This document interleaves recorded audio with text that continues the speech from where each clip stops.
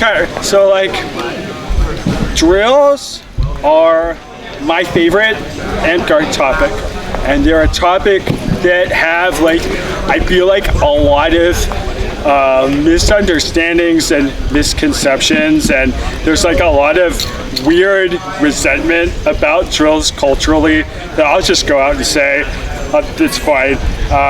Basically, there was a warlord and sword knight a long time ago named Spin. You may have heard of him, but he hasn't played like since 2014. And he's a real fussy old guy from the deep south and kind of mean, and he was the drills guy.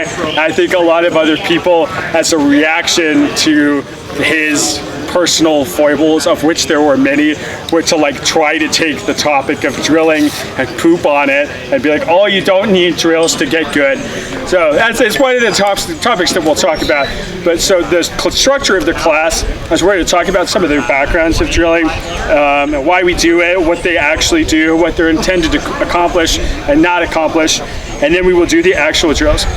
For this class, you need gloves if you got them. I recommend them. Swords, water, because this is going to be an active class, and you need to be friendly enough to be able to drill with other people. And I'm going to need volunteers. I'm going to try to cycle through all y'all because I'm the only instructor for this class. And the drills take 2 people, right? So we're going to have to do the best we can with what we've got.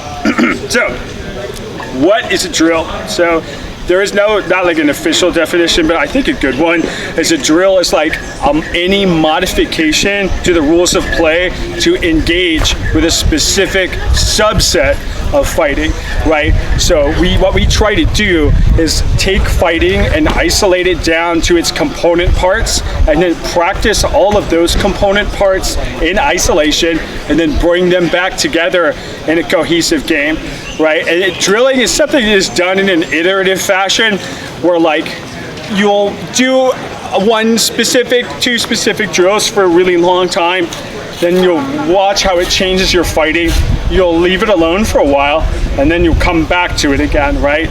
So like, one of the issues that people get, they're like, oh, well, you can't become a warlord with just block strike. It's like, of course you can't. Like, that's stupid. You have to be able to do like all the fighting, and there's no, I feel like with drills, they say like drills will make you a warlord because it is an unfair comparison, because like no one thing does that. Why is drills as a concept burdened with the idea that if it doesn't do the whole thing by itself, it's not worth doing, right? So it's an activity designed to build the mental pathways of a physical action in order to increase coordination, accuracy, speed, and power. You essentially, when you perform a physical action, what you've got in your mind and your nervous system in general is essentially a path of neurons, which is just like a body tissue that carries some electricity. And the reason that we move in an uncoordinated way sometimes when we haven't practiced a specific action is because those neurons are electrical, so that electrical impulse moves into other neurons that are not directly associated with the activity that we want. That's why, like, if you throw a shot and try to hit like a specific little node on the wall, why you miss and drift sometimes and no shot like is exactly the same, is because there's like on some level some electronic interference in your mind. But when you repeat a pathway and put a lot of electricity through those neurons repeatedly, you get this process called myelinization, where you grow what is essentially like a fatty sheath that insulates the electrical impulses of those nerves from spreading into other neurons that aren't associated with the activity. So that sheath is the thing. It is a physical change in your brain that if you were looking at it in MRI, you could see it, basically. There's a physical change, but we have to, in order to create that physical change, we have to repeat activities, right? So that's what drills are essentially going to do for you guys. I think that stuff is really interesting. I feel like that stuff's boring, that's fine. If you think it's boring, and you like drills, and you want to just grind it out, you got a great mindset for drills. So it's an activity we've designed it to automate an optimal response, giving a specific stimulus to like act or think without deliberating. And I think the best thing that drills does for you is, since you're essentially building a physical insulation over those neurons, well, what happens when you get nervous, right? when you get nervous in a tournament, has anybody ever choked in a tournament before? Or like maybe you're fighting someone really good that scares you and you like feel like you just can't do anything correctly, right? So what's actually happening in that situation is your nerves are, your conscious mind is essentially hijacking and micromanaging your autonomous systems because you don't have that myelinization in place yet.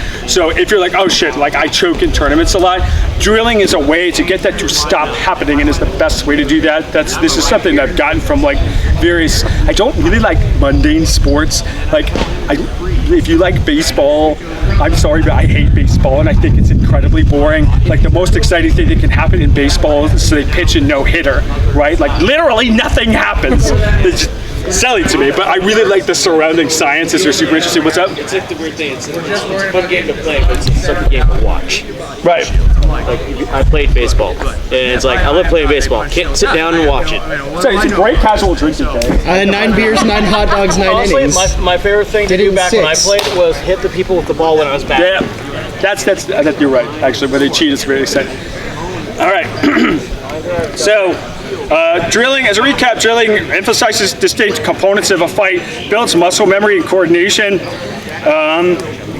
It's the counter, the opposite way to like improve without any drills is essentially like what I view as, and there's trade-offs to it, but I think it's like an inefficient muddling through of just like tons of different stimuli and kind of just hoping that your brain makes sense of it for you in the background as kind of like an uninformed, unintentional practice, whereas drilling is like very specific and it addresses the things that you need, and there's like lots of different drills, right?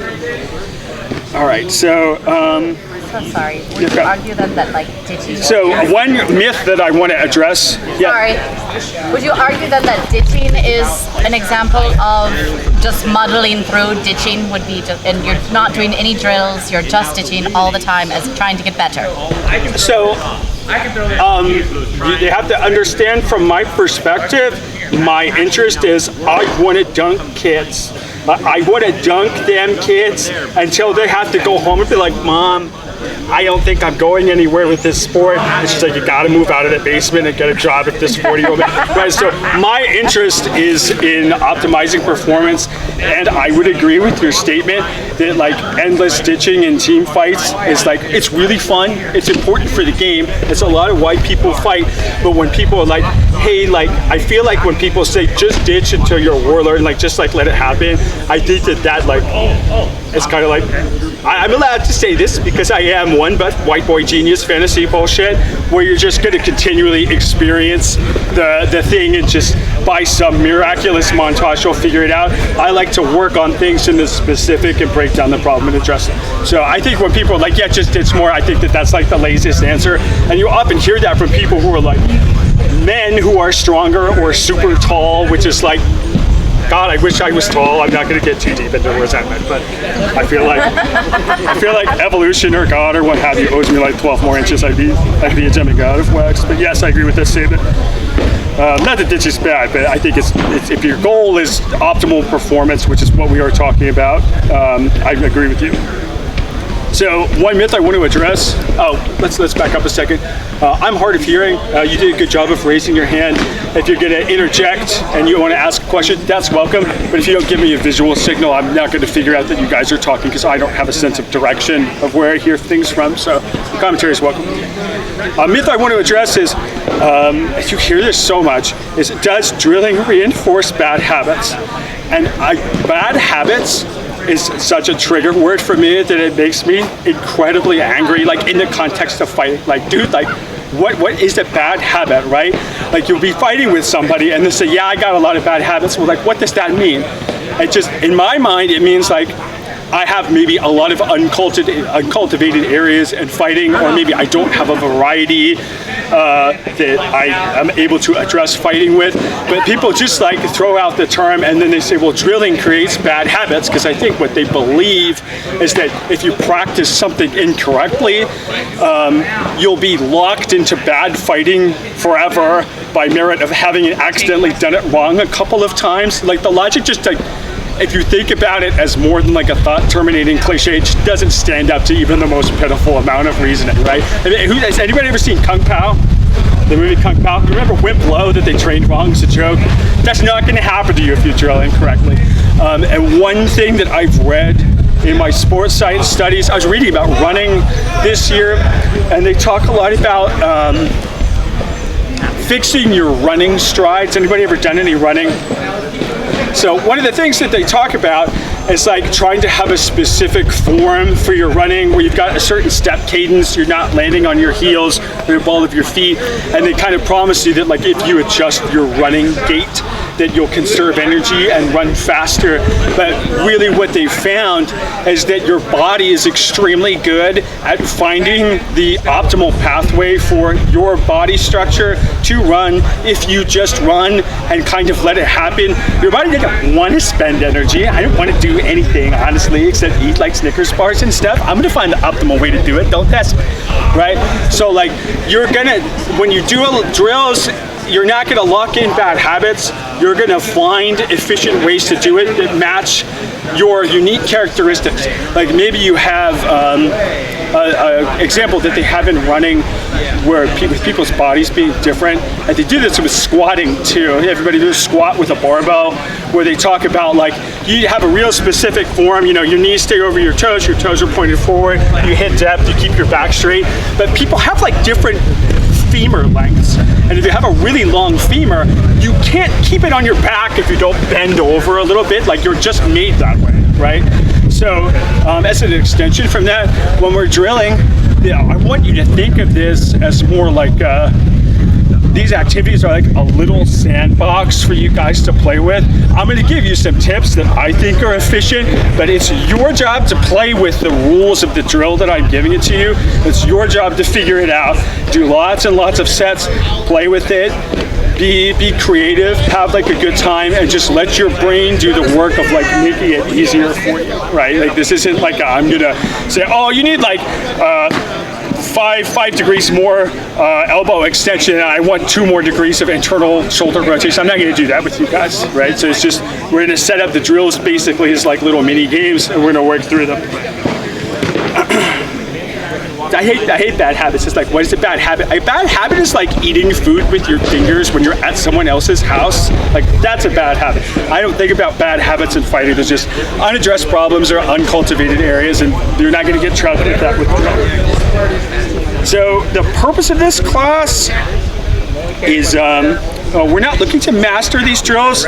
We're not going to highlight difficult geometric concepts or anything like that. That's combat geometry. We're just looking for the 20% of activities that's going to give us the 80% of results. We're going to learn them in a very generic way, and you guys are going to take those home and practice with other people. And I think if you have like a goal for this class, it's just learn all of my hilarious jokes about how dumb it is to say that drilling creates bad habits. So those need memorized, type them out on your phone. The second goal is you're going to learn the vocabulary of the basic exercises for these classes. For this class, take it home, practice it with your park mates, because you need other people to do this with you. Now, all of these drills are on the CG Dojo, so this is your chance to get like my input on how I would do it. And I will say that my view of many of those drills has like changed, because that's like 8 years ago, right? And I've still been playing, so I've made some adjustments to things. So the first thing we got to talk about before we do drills, these are how the drills are organized. I'm going to try to go through this quickly, so you need to ask questions if you don't understand what I'm saying, because I just want to save time on this so you get plenty of drill time. 3 basic timing principles. So when we talk about timing, we're going to talk in terms of beats. And we're going to make an assumption that wax is kind of like an RPG where you take turns, but you take the same number of turns, but you're both taking a turn at the same time. I think Fire Emblem or something plays like that. But it's like, we're going to talk about actions on discrete beats. Like a shot is a beat, a block is a beat, a feint is a beat. That's 3 beats, right? So we're gonna just talk about it in a rhythm. And obviously it doesn't work exactly like that, but we're just framing it that way to help us understand. Yes, what's the question?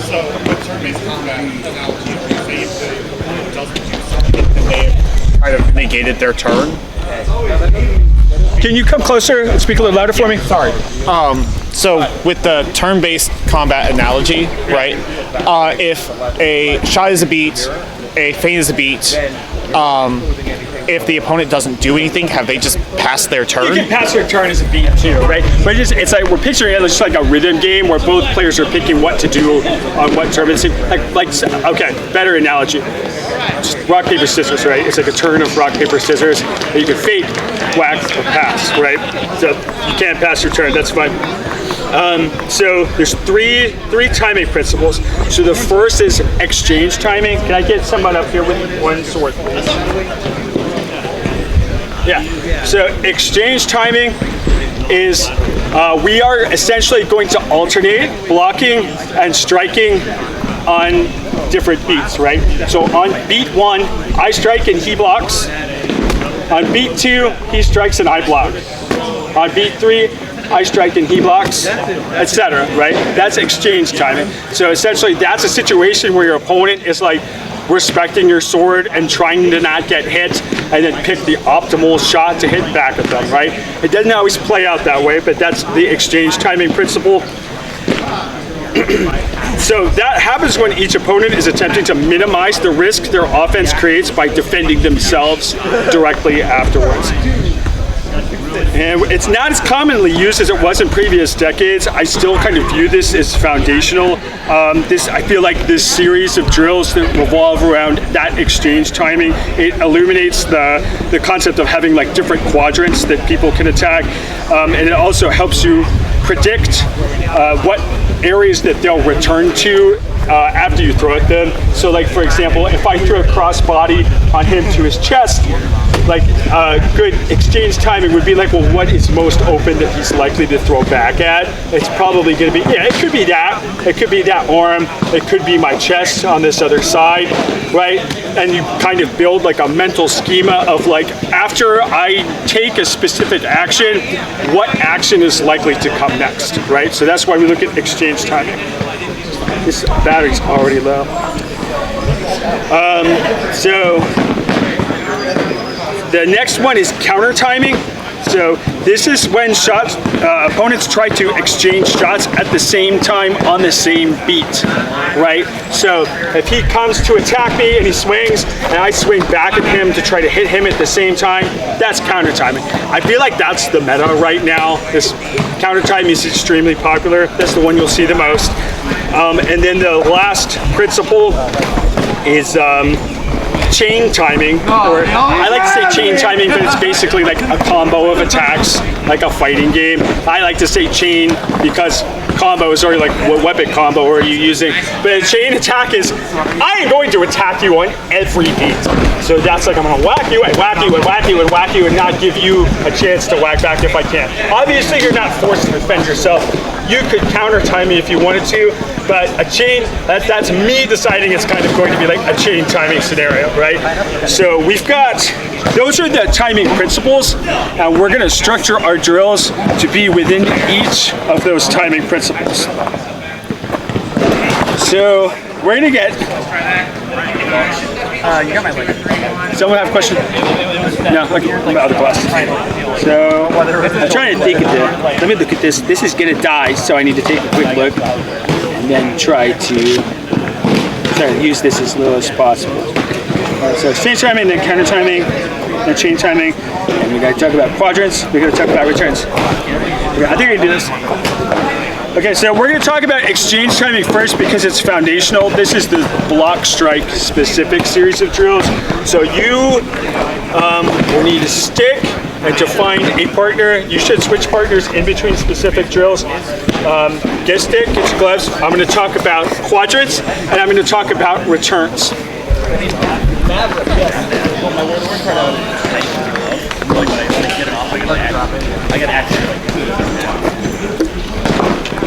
All right.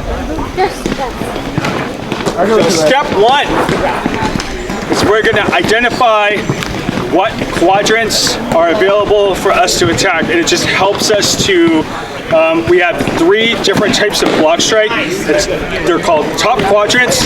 They're chest and on hip, and arm and off hip. So those are the 3 kinds. But we're going to identify the quadrants first. So all you think about is we're going to split this dude right down the middle, and then right, like under his pecs, is the horizontal rotate that? axis. Could you rotate that demonstration for the camera? Yep. That's perfect. See, like this one. This is our middle split, and then this split is down this way. So in top quadrants block strike, we attack these two quadrants. Then there's chest and on hip, and it switches depending on what sword, what hand you're holding the sword in. There's chest and on hip, which would be like this one and this one. And then there's arm and off hip, which would be this quadrant and this quadrant. So what block strike is trying to show you to do is essentially like when we fight, right? Like if we tap in and we're fighting, we're gonna spend a lot of time like on the outside. I'm gonna kind of juke for position, maybe pop a little bit to see like, is he gonna raise his hand up? And eventually I'm like, I'm sick of this. So I'm gonna fake and then throw. Maybe I hit him, maybe I don't. But you saw how much time I spent on the outside not practicing my swings, not practicing my blocks. So we're cutting out all of that outside stuff. So the way that block strike works, we'll start with top quadrants because that's the most important one. That's where you do the most work, is top quadrants. So I am only attacking, put your sword up. Yeah, like you're gonna fight me. I am only trying to hit this arm and chest on this side, or this chest and this arm on this side. I don't care what shot you use. You are allowed to use all of the shots that hit those areas. You should try to use as many different shots to hit those areas as possible, and you're just gonna grind it out and just, you want to think of it as like mass research. And what you're trying to do is, there's a couple of layers to it. The first layer is like you're trying to think of like, okay, well, how do I move my body to get my sword to move efficiently to hit the other guy? Like, what is my comfort level in swinging? Problem two is like, how do I make sure that I don't get hit? You might want to reverse those and try to like block the best you can if you don't like getting hit. I don't like getting hit. I feel like losing is a terrible bad habit to fall into. I don't want to do that. So you want to try to pay attention to like what is the most efficient way of me guarding and blocking myself and preventing myself from being hit. And the other thing you're looking for is like, can I build a statistical schema for what shot is likely to come back at me, right? So we did a quick example of that, but we're going to do just a couple more. So if I throw a high cross, I'm going to hit this same quadrant twice. I'm going to hit it in two different ways, and I'm going to show you how the returns can change based on your end hand position when you swing. So if I throw, give me like right here, yep. If I throw a flat cross at his hand, right? So like this, I'm just trying to hit that outside forearm, right? So what do you think is most likely for him to throw back at me? Yep, the forearm, that's the most likely one to happen. So that's what we call like the primary return. That's the one that is most likely to come back. It has a couple of properties, so it doesn't have any strict rules. It's usually like the thing that is most open, the shortest path to hit you that the sword can take. That is statistically the one that someone will usually swing at you under pressure. That can change depending on like what shots people are good at or what their preferences are. So there's no hard fast rules in that regard, but that's the most likely one. So if I flat cross, what's another thing that you can swing at that's good but slightly less efficient? Yeah, my chest. Exactly, right? And you see how he had to kind of pass around the outside of my sword and take like a wider arc to get around it to hit me. So that's the thing that makes that somewhat less likely, as there's a little bit more technical onus on him to get that shot through. So it's still very likely that it will happen, but it's somewhat less likely. And then a tertiary return is like not one area that they might hit, but it's basically like all of the rest of the things that can happen. So if you flat cross here, like that, yep, flat cross here. So we decided that was the thing that's most likely to happen. Going out around this way is the second most likely thing to happen. And then the tertiary returns are the other weird stuff that I could do if I'm in a goofy mood, which is frequent. If I like drop down and hit his hip, or drop down and hit him in the body like that on the outside, or if I like do a goofy rep out around to the back or something like that. What do all of those things have in common? Those 3 shots. They open you up for attack. What's up? They open you up for a return shot. So I think what you might mean is they open me up more than the other ones. But yes, they open me up more. The other ones also open me up, but considerably less, right? Was there anything else in common between those 3? That was a correct answer. There's several. Change the level you call that. Yes, that's the hard one to pick up. What do you think happens when I change that level, when I kneel down, like when I genuflect or bow down? What does that require me to do? Use your squat, use your knees, use your legs a little more. But also you have to be more aware of where their sword is. Yep. Because otherwise you're just going to catch. Yes, so it's like it takes like a little bit more of my attention. There's a little bit more of a physical onus since I'm doing squats. I would say my top answer, and those are correct answers, my top answer is it takes me more time to do that because the shot path is a lot longer. So the reason that we categorize these kinds of things into primary, secondary, and tertiary returns is that there is like the mental schema that you're looking for when you're block striking is if I throw, I'm not gonna wait and see what he does. I'm gonna, just block the primary return. Just go there and block it. And I'm watching to see if he does the secondary return. And because the tertiary returns have that higher physical or technical or time requirement onus, usually you can just react to those if you've practiced enough. So they might catch you off guard because they're goofy. Like sometimes if someone like goes down here, like swings up like that, you're the first thought that your brain has is like, what the fuck are you doing? Please fight like a civilized person. But the second thought is, okay, they're down there, I'm just gonna block and then whack them, and it's like a little bit easier to see this experience. So those are the returns. Those are the returns for this flat crossover here. Now, what happens if I throw a flat wrap, right? So this was the shot, the flat crossover we looked at. If I throw a flat wrap, what was the primary return for this? What was it? Yeah. So what do you think the primary return is for this shot?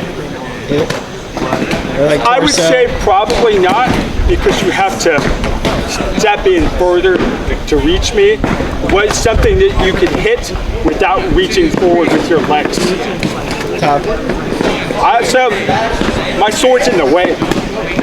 The sword's in the way though, so you can do that. But is there a way that you can hit me from here without trying to cross my fist?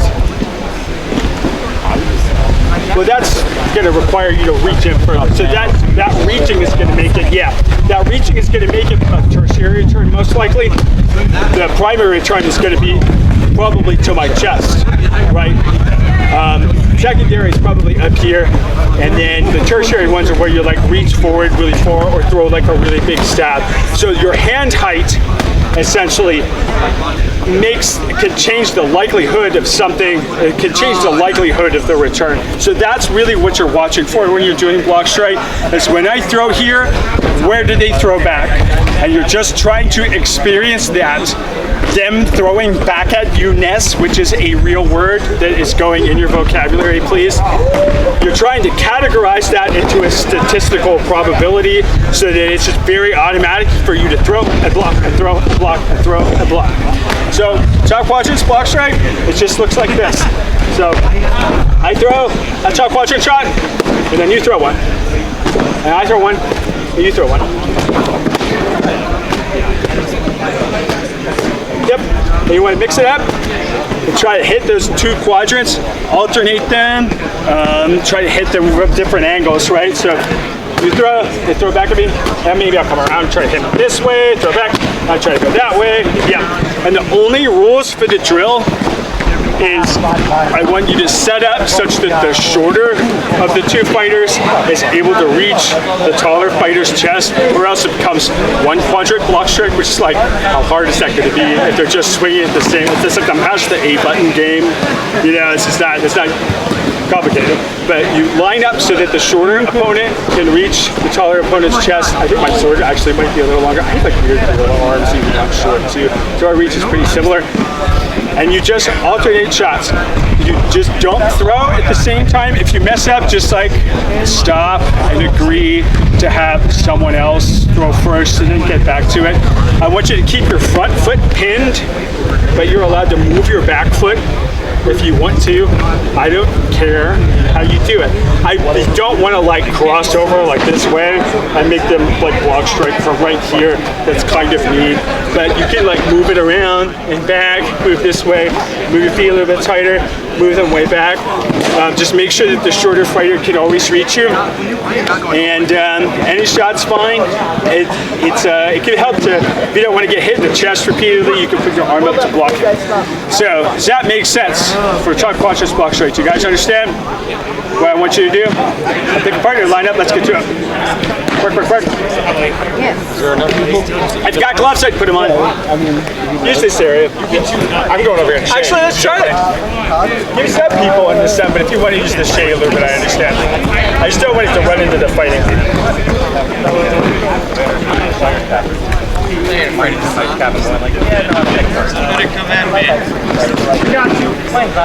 There's an odd number of people.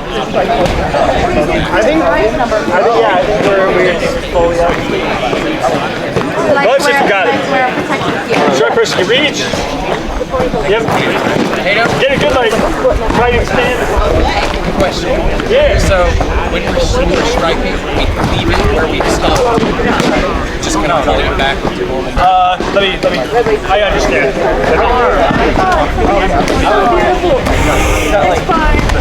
Time! Look at me, just to make this clear for everybody else, what I did, what I was showing you was a slowed down version, and I got an actual, you can go whatever speed you're comfortable with, but an actual speed is going to look more like this going to throw. About this cadence. Like this isn't as fast as I could do, but that's what the actual drill is going to look like. I realized that I was just describing and demonstrating it slowly, didn't show you the real drill, so that's what it's supposed to look like. Okay, go to it. Well, it's just a throw for top and water. You want to throw first? A 20 to 40 second set is good. Don't burn your arms out. Just like going up until your arms burn a little bit and then stop and kick.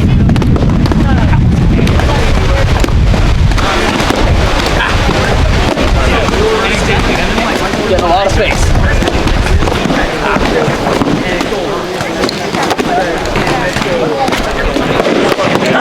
And it's also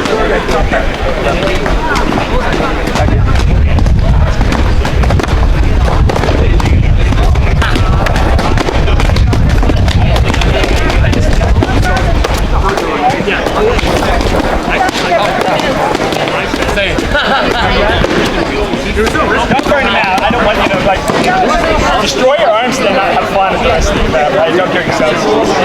you want to keep going or We'll take both for now.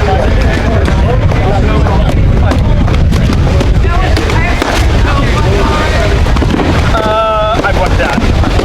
That pops the mind. If you're that high, I would probably do it here. Here, probably, it's not a hard and fast thing, and that's also tied to my height and my preference. That's from my experience with that single shot. There are sometimes where people are like, well, I only nail one shot, so that's why I return. So you have to kind of think those kind of things. Come in.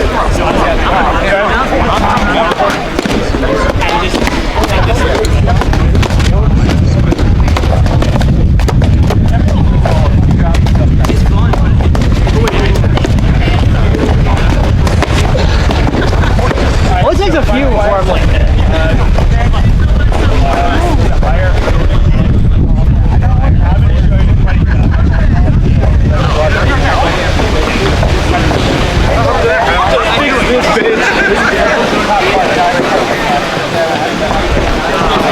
has something to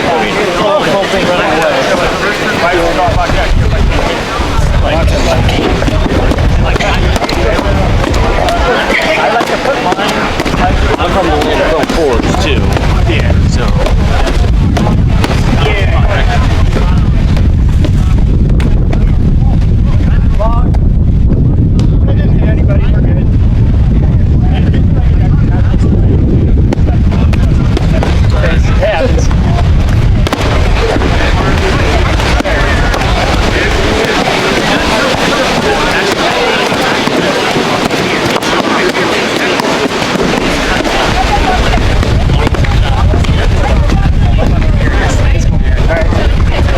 We're like really like close to each other.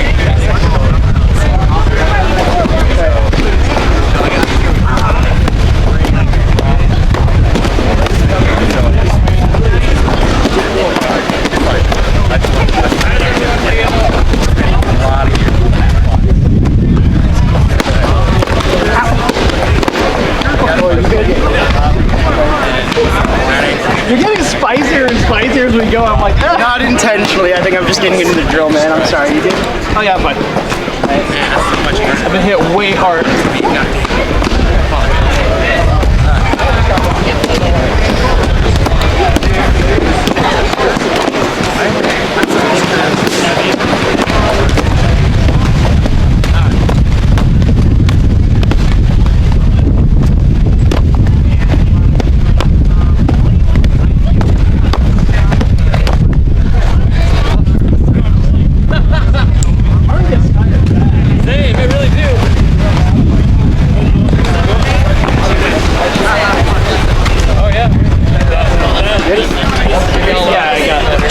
Tree stuff. Yeah.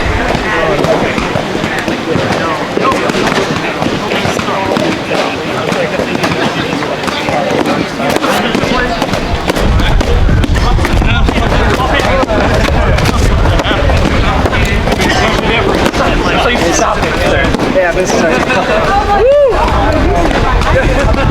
Yeah, like I go like between 8 and 10 before my arms just like that. You want to take a water break?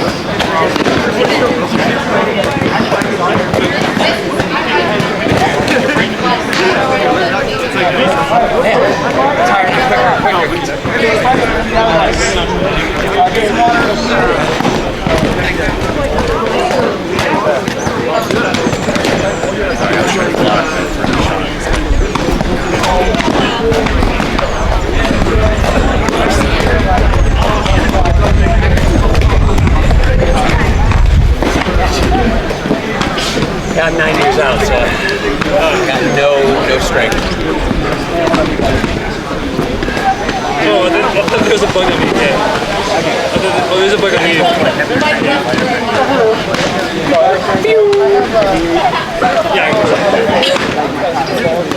Everybody dead? Did I want you guys? No. My partner tapped out. Yeah, they jumped out. Alright. That's top quadrant. So like for basic defense, I did not show you guys the templates and guards, but basically I feel like it's nice to go through the drill a little bit and then get like a piece to work with it and go through the drill again and just work with it. But you guys grab some water while we're talking. I get like dry mouth from the dirt all and blowing. I want you guys to stay hydrated so really quick then. So there's for defense-wise, there's two principles that I want to talk about real quick that's really helpful for your drilling. The first is house guard. So house guard is just like a basic shape where like if I was going to cover each quadrant optimally, how would I do it, right? Like what angle would I get? So can you come here? So if I'm going to throw at you, right, how would you block? What is the hand position that you would take to block for that arm if I'm going to go like that? Like that, yeah. So you know how notice how he's got like a nice slant here, right? Because all of the shots that can hit this quadrant, this short side quadrant, I can throw this, I can throw up like this, I can throw a shot down like this. And if he takes a nice diagonal here, it covers all of those pathways through that quadrant, right? So I like to get a nice diagonal slope. The same thing applies to this other side, where like, see how this is vertical, right? Well, if I shot down like that, like it's gonna get hit in the wrist, he's gonna lose his arm. But if you get like a nice diagonal here, not only do you get some solid bicep exposure, because his hand is higher, and I have to make like cartoon eyes at that, and it distracts me while I'm fighting, but it also covers this vertical shot in like that, right? The lower quadrant guards, we're gonna work on chest on hip next. The lower quadrant guards are just vertical like this. They drop a little bit at the knees. Yep. So this is optimal in the sense that most shots that are going to try to hit this hip are going to come from this direction or this direction. They're all going to try to come up and hit this torso. I don't have any drills about hitting people in the legs. I feel like it's pretty easy to do. So if you want leg hitting drills, like that's okay. This is focused on kill shots, right? And then the block. So this is the onside low quadrant block. The offside low quadrant block is here. Now, there's one more thing that we can look at, and this isn't like a, hey, I want you to block like this from now on. That's not what this is. This is a template for you to play with. The second thing that we can work with is how close is my block. We're gonna go back to the short side quadrant. How close is my block to my body, right? So if his block is real close to his body like that, right? Well, in some senses, it can make it a little bit easier to hit him. So maybe I can't go this way, but I could shoot it this way really easily. Or if he's really close to his body, he's covered from a wrap, right? Like here, don't move. But if I go this far, now I can hit it, right? I can get around it. But if he extends his hand closer to me and I want to wrap around that, there is no wrap that can get across there because he's stopping that wrap early. So you get more defensive coverage the further your hand is forward, right? And that's true for everything, right? So I want you to try to block your chest real close. Try to hit the base. Yeah, block it, man. Come on. You see how much he has to move if I'm chipping away at him here, right? Move your hand closer. See me? I can't get that side. If I throw this way, he didn't have to move very far. And then there's two ways we're gonna look at this. We're gonna play two kind of like group games. So the first thing we're gonna do is, everybody's got their sword, right? So we're gonna build two little models facing the camera. So the first thing we're gonna do, I'm gonna come here, face the camera. Don't forget what sword you have, because we're gonna switch swords. So if I have this, if I have him here, and I'm gonna attack this quadrant out wide. Move it down. Now I want you to just lift your arm, your hand slowly until my sword comes off your body, right there. Stop. What I want you to do, you come here, give me your sword, stand right here, hold this sword right here. Right there. Keep it in the same spot, space 2 step away.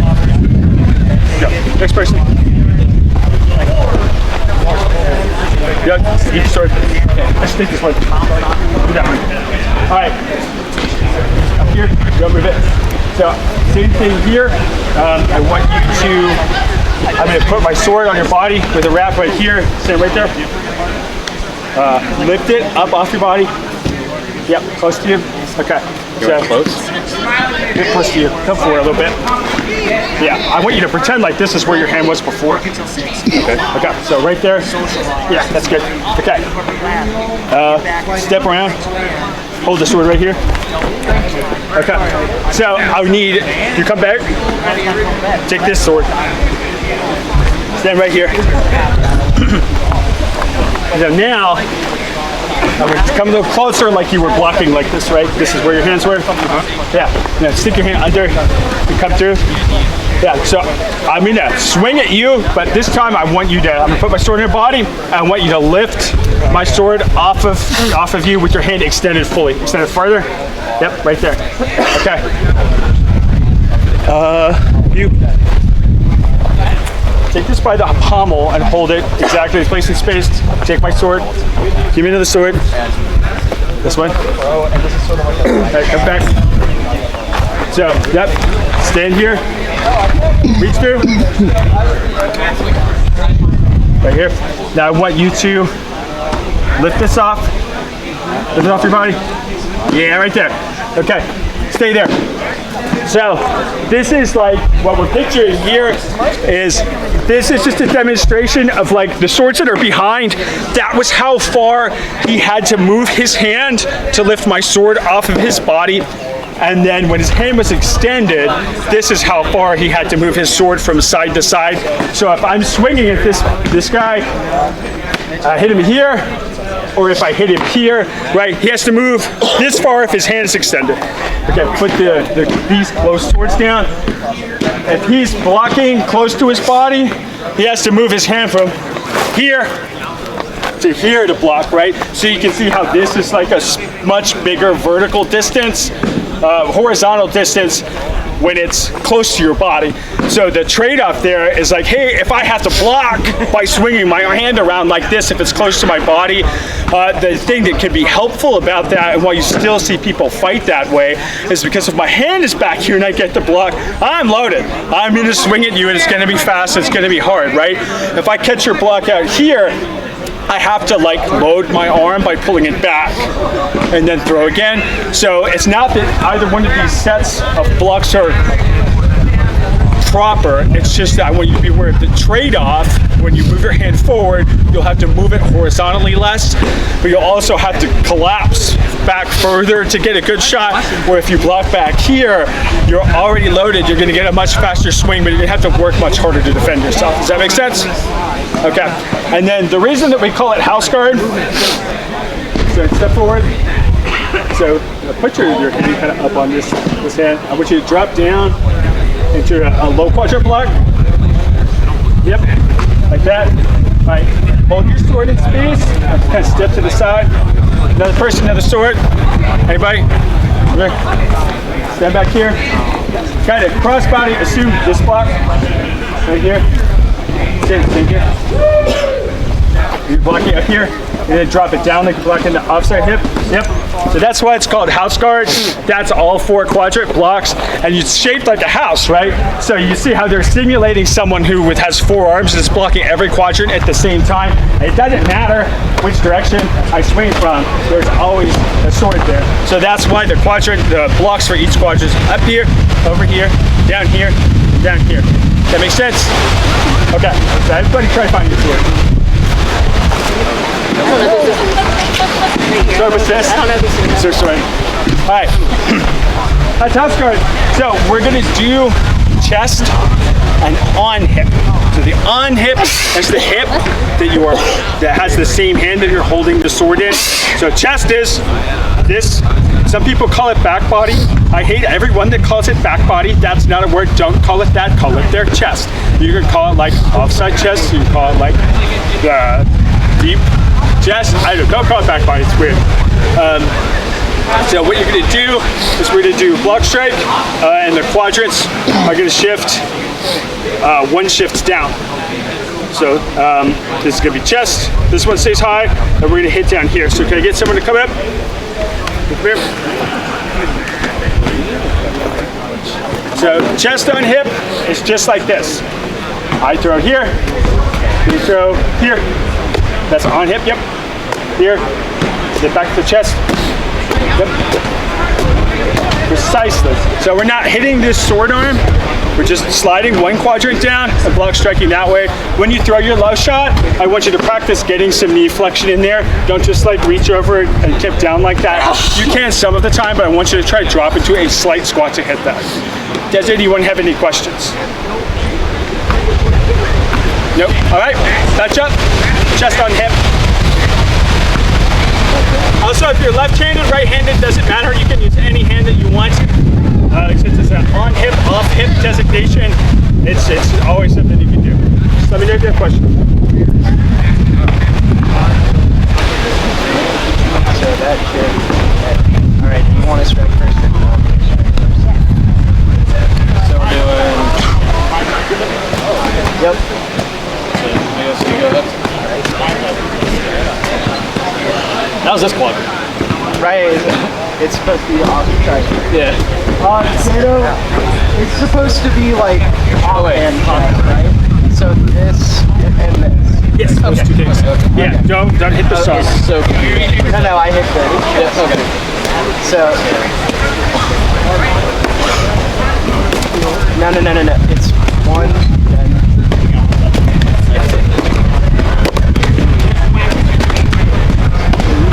No, that was. Yeah, no, that was my bad.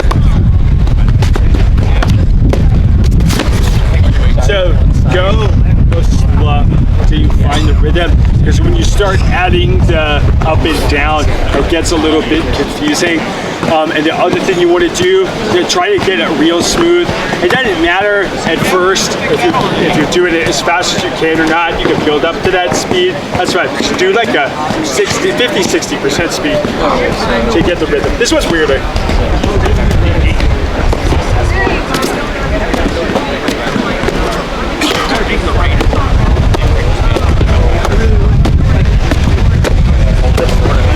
You may want to widen your feet a little bit to give you a slightly more comfortable squat to both of you. You don't want to try to do it with your back unless you have to. Yeah, that's it. That's it. Yeah, we're good.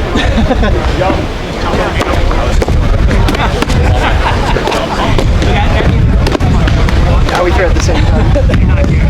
I know we started just throwing at the same time. So, but I was letting you start.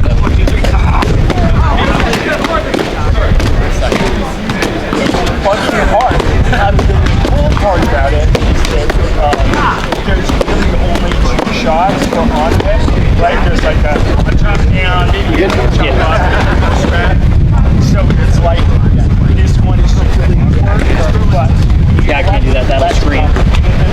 top one, and this one is just like I'm gonna chop your chest, I'm gonna chop your head. Got Bob like down and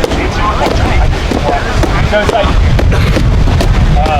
high floor low. That's how I get, right? But you know, It was near where your hip was. yeah, because I was squatting down here and be turning time. Remembering where it is.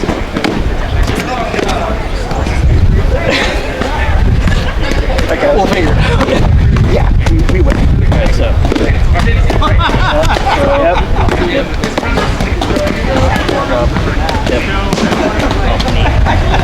It's okay. So Shot. Right. shot, throw, block, block, throw, block, throw, block, throw, block, throw. It's okay. We're working on this. Alright, so block, throw. You need allergy. Probably, but let's focus on this right now. Okay. I've got clear in a Block, throw, block, throw, block, throw, block, throw.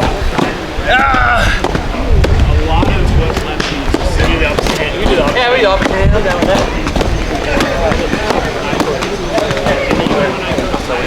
I can do better over here. I gotta actually done that. Okay, so block, throw, block, throw, block, throw, block, throw, block.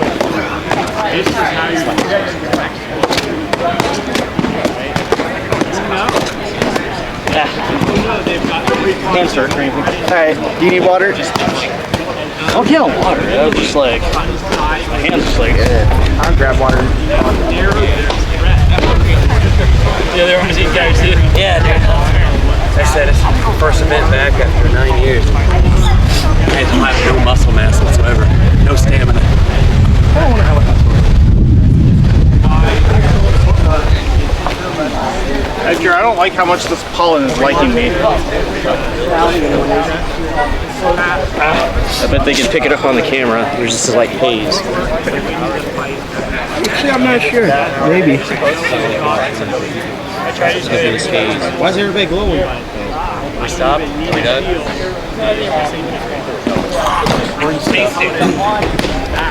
Do a backflip. Do it again.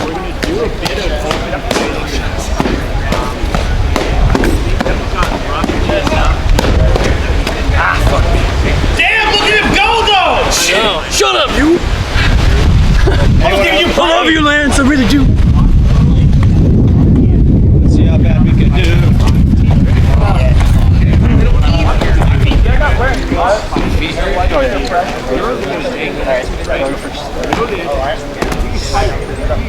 Oh, I should do a neck. Yeah, it's chest and hip, right? Yeah, sword hip and then I'll switch chest. Yeah. So I'll go first. All right. Come back to me, please.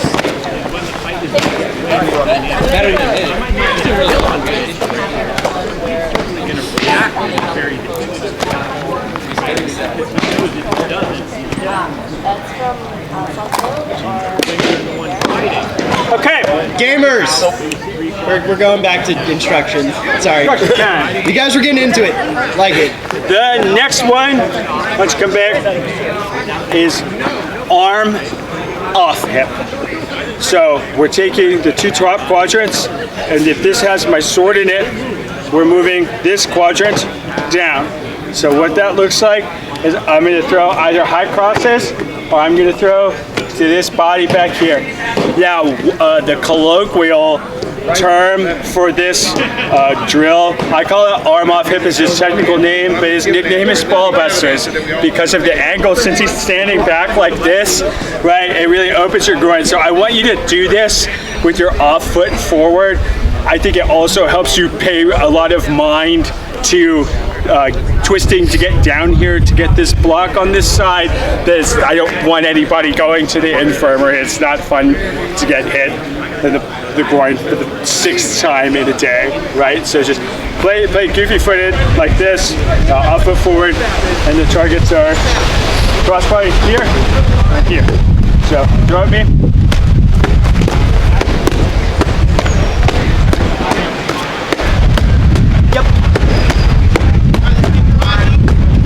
Yep, that makes sense. Same thing as the other one, but the quadrants on the opposite side. Switch people, go to it. Try to work with everybody.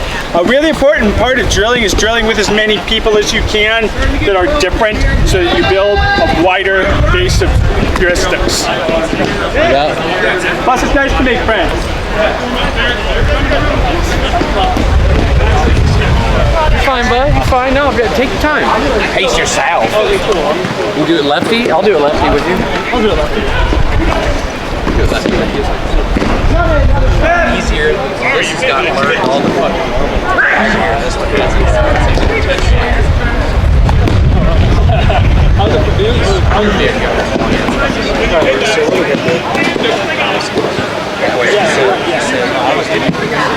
for us, it would be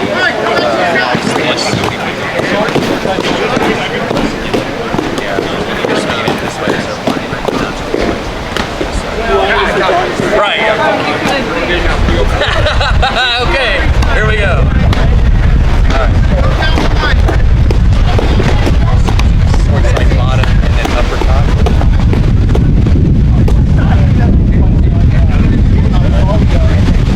Swords like arm and then lower. Okay.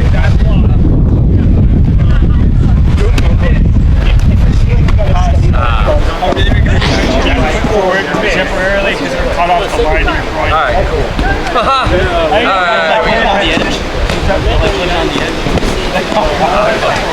You can do whatever you want. I'll try to hit you.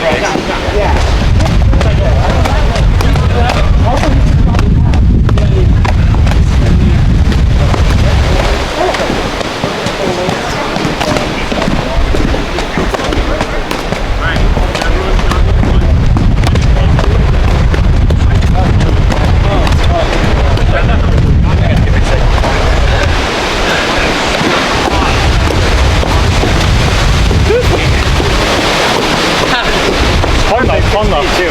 It is fun. It's just like,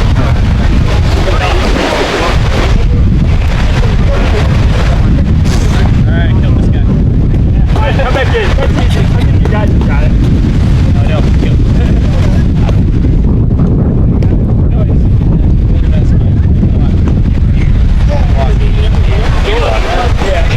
So the thing is that like there's nothing I can say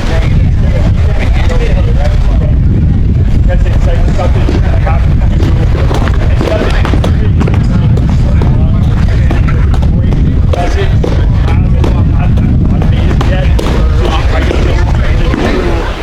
like do a lot of it because it feels right. Like one good thing to think about as long as it feels more. I don't even feel it anywhere else. Like where you're processing it in the back. Feel on line trying to make sense, right? So that's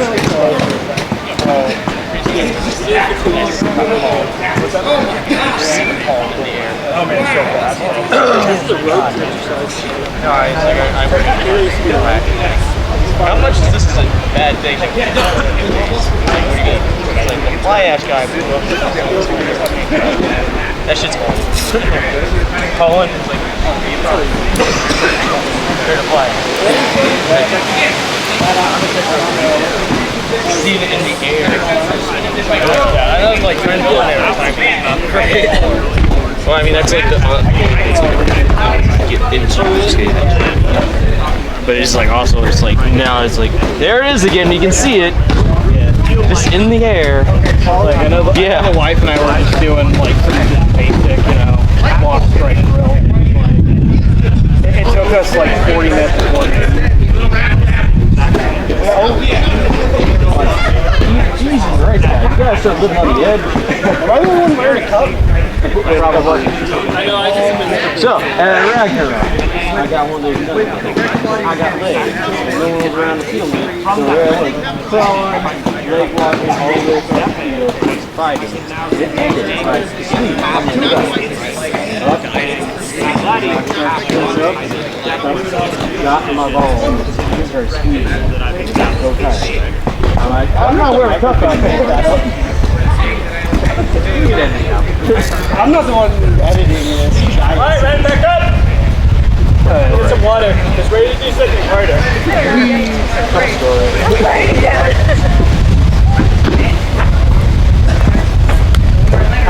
Maybe Josh can do like a blooper highlight reel. Actually, you know what? I'll talk to him about that. It's like odd little bits that have been caught on camera. Alright, like, drink some water. Audio. So the next one that we are going to work on is we obviously can't anticipate that our opponents are going to stand still for us forever, right? We're going to have to start incorporating some movement into these things. But what this next drill, there are two of them, is going to do is take that same exchange timing and we're going to make it mobile. Right, so that we're moving around and trying to figure out like how do we actually use this in a fight. There are two. They are called attack, block, attack, or ABA, and block, attack, block. And it's hard to keep them straight at first. I tried to rename them, but it didn't really work out. You could think of attack, block, attack as the lunging drill, and block, attack, block as a walking drill. But basically the letter of the name is the thing that the person who is moving is doing, right? So give me you. So for attack, block, attack, and its brother drill, sister drill, sibling drill, block, attack, block, there are no quadrants, so we don't care about that anymore. I do ask that you don't hit people in the leg. You want to try to get a good kill shot to their body because the person that you're attacking is not allowed to move their feet at the start of the drill. So obviously if he's not allowed to move his feet, I could just lunge into him in the leg and I'm the king! Warlord, right? That's not how it goes. So for this, we take turns switching between one of two different roles. So the lunging person, one person is the lunger and one person is the stander. The lunger lunges and attacks, right? And the stander blocks. They throw back at you one time, you block again and attack one more time, and then you stop. you separate, you repeat, you switch roles. So what we're gonna do it slow. This one's tricky because like there's a rhythm to it, and it's a little bit like a dance. But after you get used to it, it's a really great way of just practicing setups. So I'm going to be the lunger to start. I'm going to do this slow and narrate what I'm doing. So I start pretty far out. I take like a step or two in to a position where I feel like I'm comfortable lunging. Then I lunge in and throw, and he blocks. He throws back. I catch that block. I block that. I'm the instructor.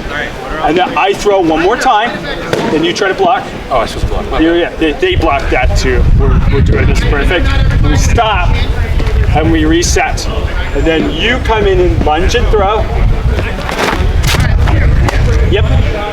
I throw back, he throws back. So now we're gonna do it again. I'm gonna lunge and throw, and you block, throw back, I throw back, we stop. You lunge in and throw, and I block and attack. That's it. Yep. Let's do it a couple more times. So I'm gonna lunge, I attack, block, attack. You lunge in, attack, block, attack. Right? That's why it's called attack, block, attack. That makes sense? Okay. Any shot, any quadrant.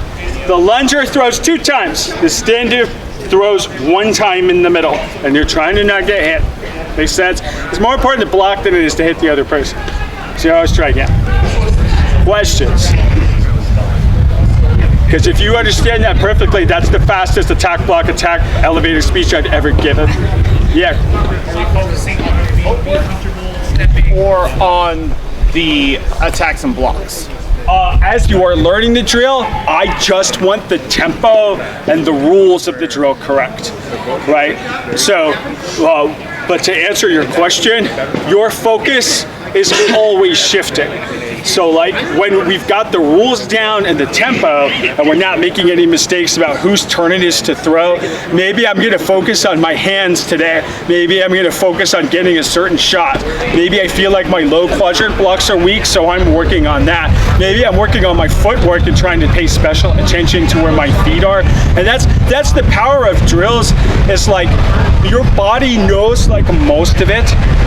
It does most of it automatically after a period of time. And what you're able to do is you're able to shift your attention to specific nuances in how you're accomplishing the task and question those specific nuances, like how's my footwork while I'm doing this, and learn about that. Like that's where like you got the drill locked in, you understand what to do, tempo, rules, all make sense, basic forms. Now we're looking for like little enhancements. That's why I don't think that drilling builds bad habits, because you're trying to effortfully focus on different things. Did that answer your question? Yes. Okay, sick. All right, give me some attack, block, attack. You gotta take some extra room. Sorry to put you in the sun. Maybe take another drink of water before you get started.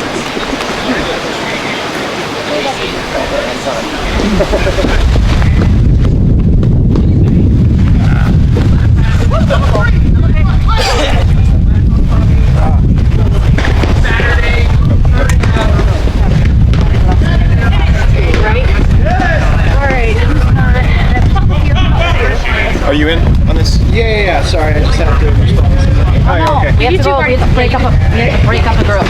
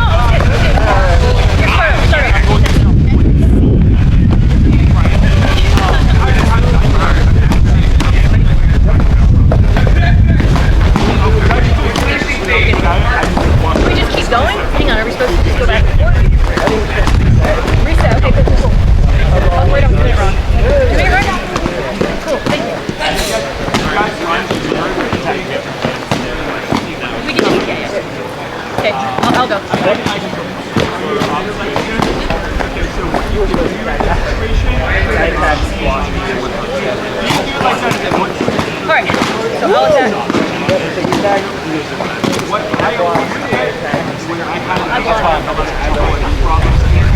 Oh, really? Okay, cool. I got you.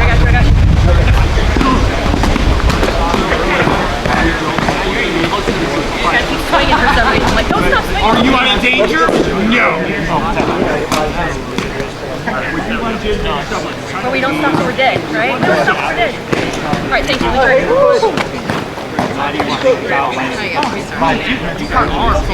Those 2 blocks, as cool as they were. It's super hard.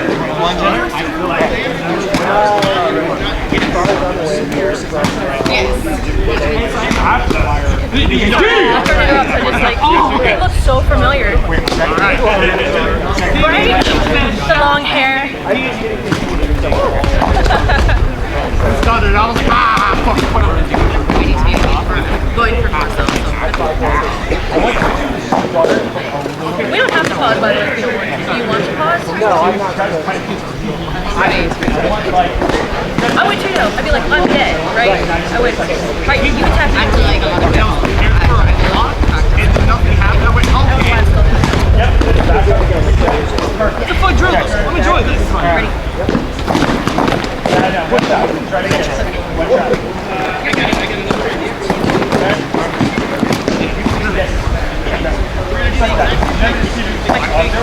I'm telling myself, because I'm going to forget.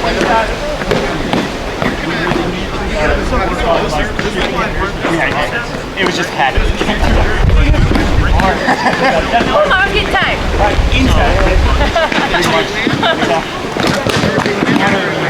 You're good. I think I was supposed to attack. There. There's a bonus, but that looks good. Right? Bonus is right. Ready? Try to stop it at 3 hits. So attack, block, attack, and then reset. We've been doing 4. We're going to be an extra. Yeah, the reason I think that there's like there's value in doing it both ways, but I think just getting the pace and being sure that you can get your body to do exactly 3 and then add 4 in is fine. Got it. Alright, you want to attack first or me? Alright, let's go. Let's go right. Yep.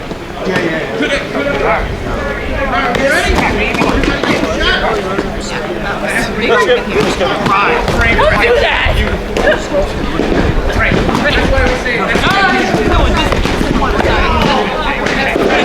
Alright, bring it back in. Thank you. Bring it back in. Especially if you start like running some. Once you start for the head bop, I tried to pull it over. I'm gonna have to teach tripod. Just trying to. That's it. So I'm just trying to make sure I'm protected. Alright, so all of those drills were the exchange principle, right? I think you guys noticed how hard it is to like sometimes just make yourself stop and block the thing and not just swing again. And that's one of the things that I'm talking about, where you have to build that neurological pathway such that it is like natural for you to recognize, I need to block right now and I need to not accidentally attack another time. And it's like a lot easier said than done, and that's why we drill. All right, so we gotta like downsize the number of drills that we're gonna do, but I do want to show you 2 more drills, one of each of the other 2 timing principles that we talked about, right? So it'd be really stupid to show you guys like these old block strike drills when people are not block striking with you and will typically not agree to like just defend themselves, like politely block strike with you. Like we have to learn counters too, so we had to learn some new drills. So I'll put a link to the other drills that we're not going over that adhere to these principles in the SKBC Discord. But I want to show you guys. Counter lunge, and I want to show you guys 3-step. So counter lunge is easier. We're going to end on 3-step, so you want to make sure that you hydrate during my explanation. They're both counter lunge is a little easier, but 3-step is very, very hard. So I want you, come here with your sword. So this is a lot simpler than ABA in terms of like the timing. It's a lot harder to do than ABA in terms of like how you accomplish it. So for counter lunge, you have a person who basically just lunges in, throws a straight shot without really any kind of fake on it.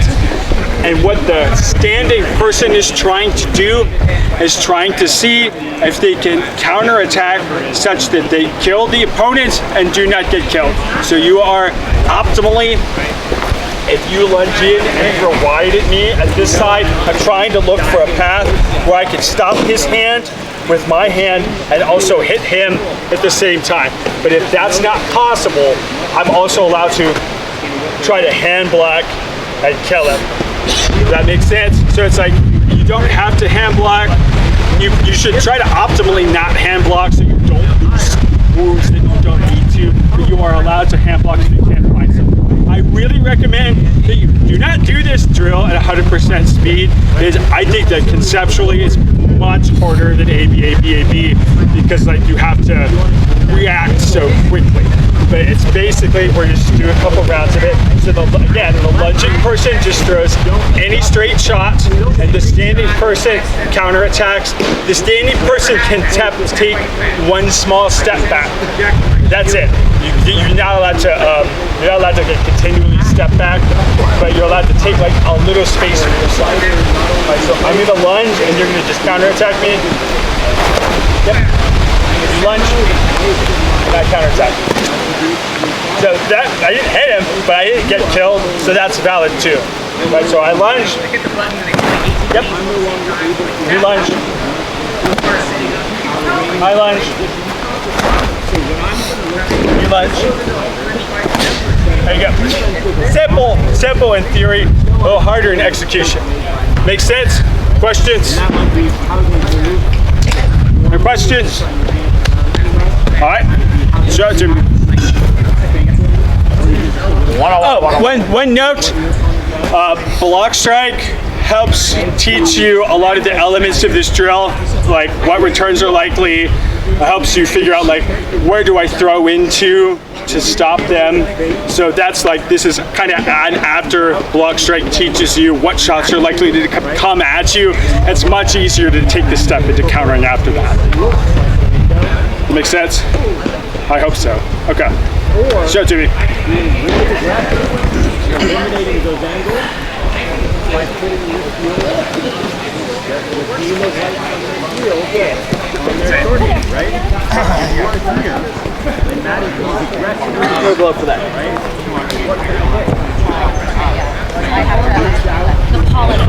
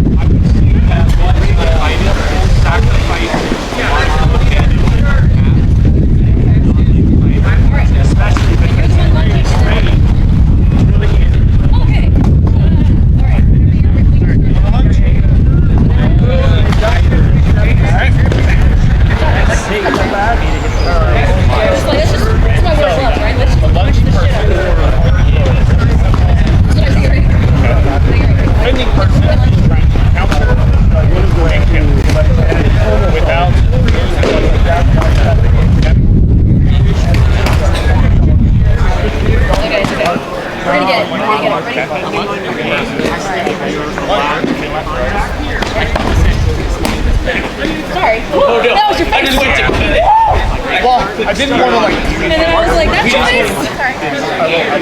This is a hard one for me. Cool. We'll try it. The idea is. I'm also like starting to way outside. Right here.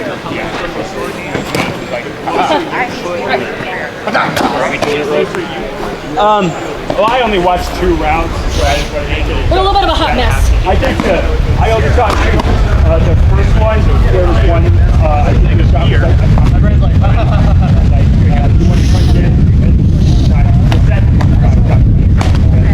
I know when to make any judgment on it.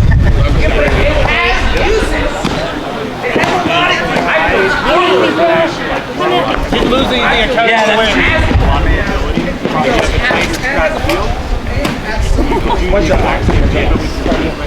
I should have swung 2. I didn't swing 2. My bad. I know it's all the Start. I was just starting that like one step behind each other, and then kind of one step in,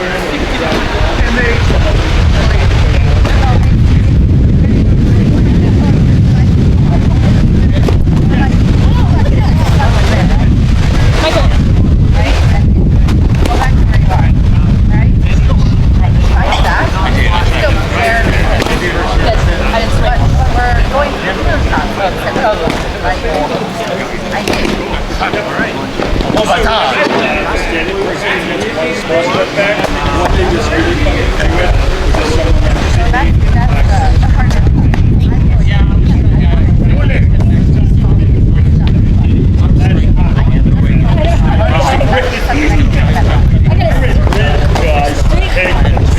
I gotta see it so bad.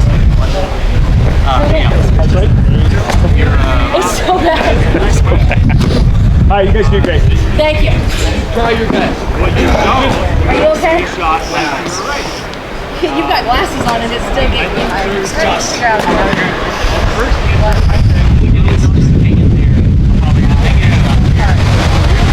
She's wearing a mask. I'm like, should be putting on a mask or something. While we're doing it. I don't know why I did that. Go ahead. So throwing as they're thrown? Okay, understood. Not one, right? This is like drawing thing. We'll keep arming each other. Still, as a standing person, you still kind of have the advantage. Oh, it's because as the legend person closes in, you're working a lot about your game plan. So you're kind of like trying to find your path. And really, Gotcha. as the ones are Oh, good stab. Cute. I think I moved too. I think that's what's really good. I don't want to get the lowest hit, but otherwise, Oh, this would be rough one to stabbing at the same time. Like, right? I just do Princeton College, so I don't want it. Ready?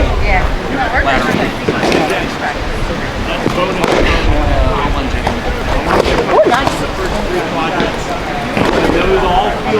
and that was good timing. That was just I gotta check these guys. She blocked it down and I was like, what?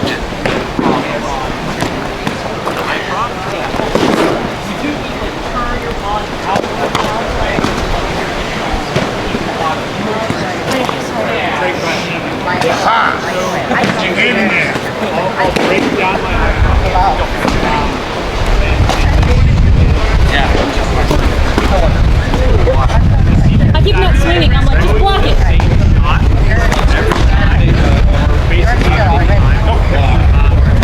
Right? So I'm thinking. Yeah, no, it's. I think I want. Hey, asshole! I was in my shadow. We can ask. I think we're done with fighter ever. I'm getting tired. I'm getting like ready. basically done with drills. All right, so there are like other counter-based drills that we do. It's really hard to make countering into a drill since it's like very limited and it's like in the timing that you're allowed to use. But there's a couple more. There's like a BAB version where it's like counter walk, where like someone walks in and the other person throws. We also have I think it's called CNC, where the lunging person throws twice and the standing person like has the choice to block or counter, and it trains like making decisions on the fly about like which timing principle to use. But we don't really have that's like the second timing principle that we're working on. So the last one is chain timing, which is I'm going to throw on every beat because I don't like you and I want to win. And what we do the drill that we do for that is 3-step. The 3-step sucks. I hate it. It is a fair amount of cardio. It's not fun, but it's one of those that is like can be really powerful if you get good at it, and especially like if you get good at defending it. But basically what it looks like is you have an attacker and a blocker, and the attacker steps forward and attacks, steps forward and attacks, steps forward and attacks a third time, then the roles reverse, and they step back and block, step back and block, step back and block. And you're practicing two things. You're practicing like what do my combinations look like when I step forward and throw, and you're also practicing continuing to retreat and block. And I think the best part of the drill is you're practicing switching gears between being purely offensive and purely defensive. So one tip that I will give you right away before I show you the drill is you want to start slowing down probably like you're going to get, your first step is probably going to be a little bit shorter. Your second step is going to be a little bit longer because you've got more momentum. And then you want to kind of consciously step a little shorter so that you're able to stop on step 3 to reverse. And then the retreating person, they're going to want to take a big step back, and you want to, on your third step back, you kind of have to step back a little less and get set to reverse your direction and go forward. So I need someone who is willing to do that with me. Do you have a question? Whenever we're advancing, we have to advance like straight line, or can we zigzag? Because of the nature of the drill that you're trying to chase them down, it ends up being pretty linear, but you are allowed to use lateral movement. The only thing that I don't want you to do with this is if you are clearly faster than your other opponent, don't just like press into them super hard if they like can't keep up with you, or don't back away from them so hard and fast that they can't reach you. Try to find like a happy medium between like we're moving as much as we can but both people can still participate in the drill. It's just not helpful like if you're probably faster than me, and if we do 3-step and you just back up super far, like what am I supposed to do? Like I can't catch you, right? It doesn't end up being a drill. We just go for a run together, man. Like it's fine. Yeah, all right. 5K coming up somewhere around here. Yeah. Just get on some spin bikes. Just have a chat. All right. So I need someone who's willing to demonstrate that with me. Are you down? Yeah, I'm willing to. Or you have a question? No, I just said I'm down to run. You're down? Okay. I'm trying to skip. Don't especially because I'm an instructor. And if you embarrass me, no one's going to want to do what I just spent an hour and a half teaching. So just go easy. All right, so I'm going to lunge, throw 3 times. I block it. Yep. So. Yep. Yep.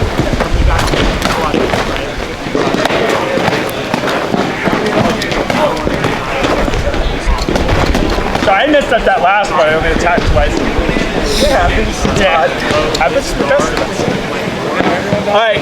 Does that make sense? Pretty simple, right? Okay. Hit it. It's gonna be rough. Bros. We look adequately rough in this age. What? I don't want to do that. You want to finish with me? Absolutely. Unless you're going with them. No. I don't have. You can decide if you're not. It's also like we're now involved. Like I can use that, but like I don't. Do you want to? Yeah, just have your partner keep it to very like just steps. Like just walk it.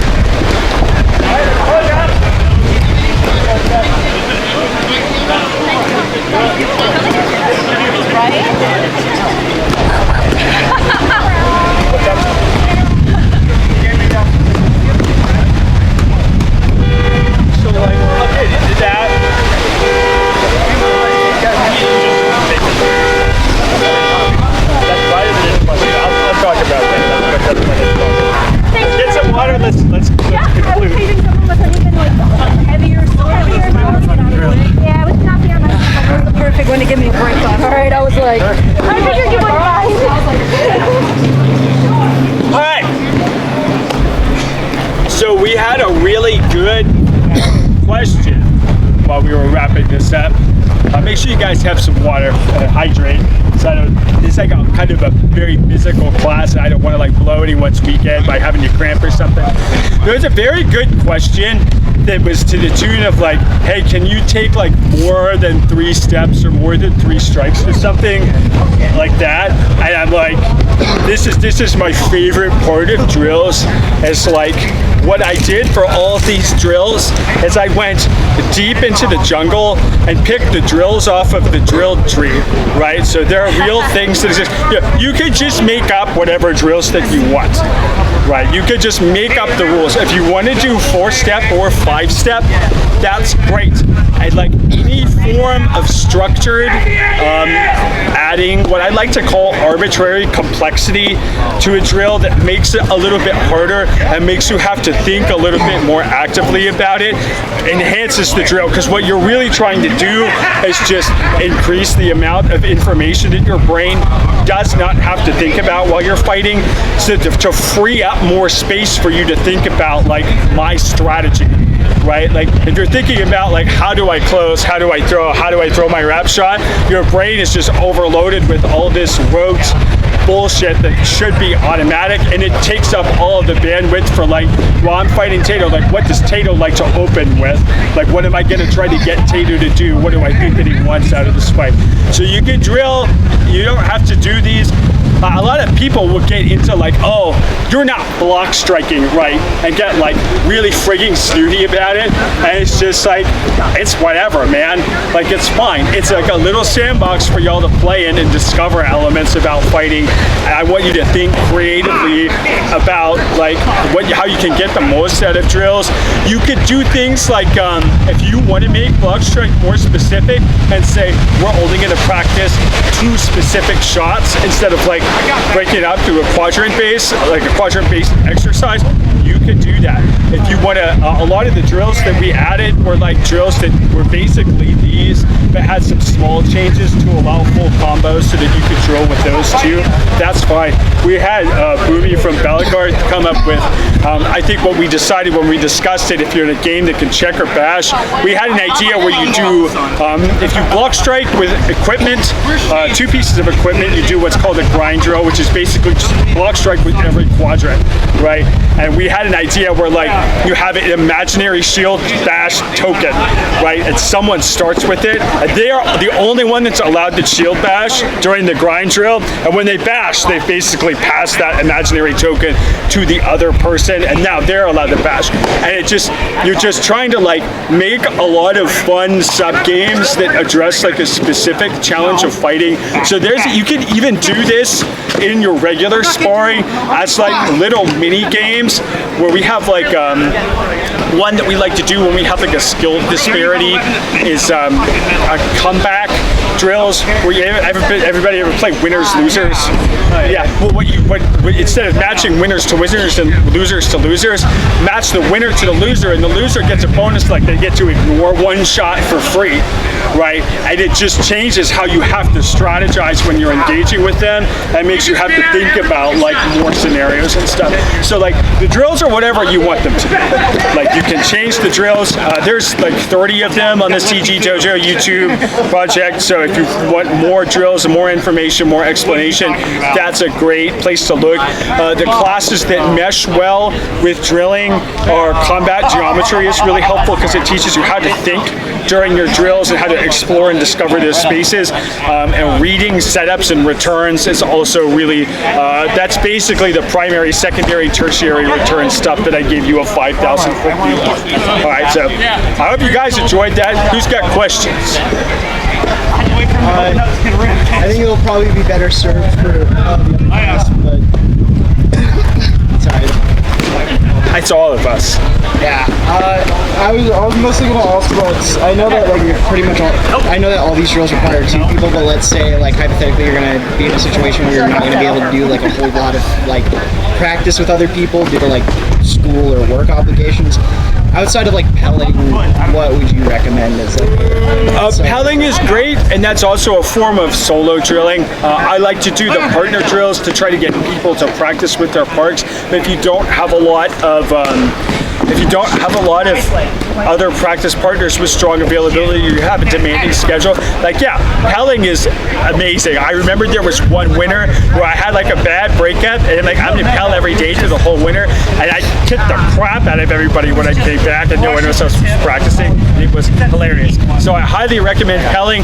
It can take the form of like, I'm gonna practice one shot 1,000 times, not in one sitting, or I'm gonna practice flowing between two combinations of shots, and adding arbitrary complexity stacks really well with pelling, because like you can do whatever you want. You can practice throwing from a high position, you can practice throwing shots from a low position so that you can do both, which will help you throw out of those low quadrant blocks. You can practice taking like a step in and a step back with each shot. Tons of stuff that you can do with the pel. Other questions?